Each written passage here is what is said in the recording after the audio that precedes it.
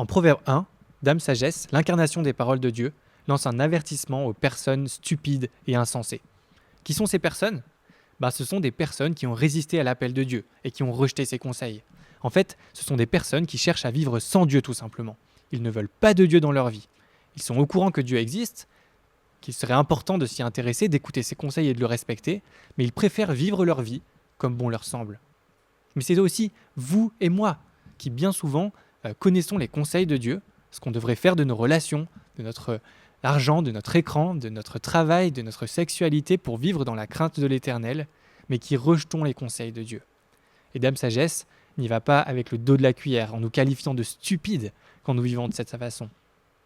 En fait, ce que nous dit Dame Sagesse, c'est qu'ils vont droit dans le mur. Ceux qui cherchent la prospérité dans la flex culture, ceux qui définissent leur identité sur la base de leur popularité sur Instagram, ceux qui cherchent la sécurité dans l'individualisme pour ne pas être dérangés, ceux qui misent tout sur leur carrière pour être quelqu'un, ceux qui estiment que la vie n'est pas digne d'être vécue s'ils n'ont pas de conjoint ou d'enfant, ceux qui pensent qu'ils ne peuvent pas être heureux s'ils ne sont pas en bonne santé, ces personnes sont dans l'égarement. En fait, l'avertissement de Dame Sagesse est extrêmement sérieux. Elle nous rappelle que Dieu condamne le péché et que lorsque viendra le jour où il jugera le monde, il sera trop tard pour se repentir. C'est un avertissement solennel.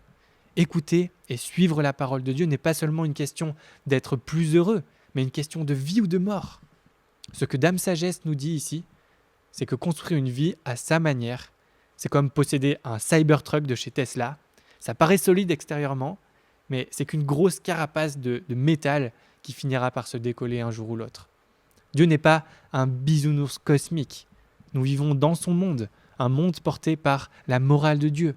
Et le seul moyen de mener une vie en phase avec l'univers, c'est de se mettre à l'écoute de la sagesse biblique. Et on peut le faire parce que le message de Dame Sagesse n'est pas qu'un avertissement, il contient aussi une promesse. Et on va voir à quoi ressemble cette promesse dans notre prochaine vidéo.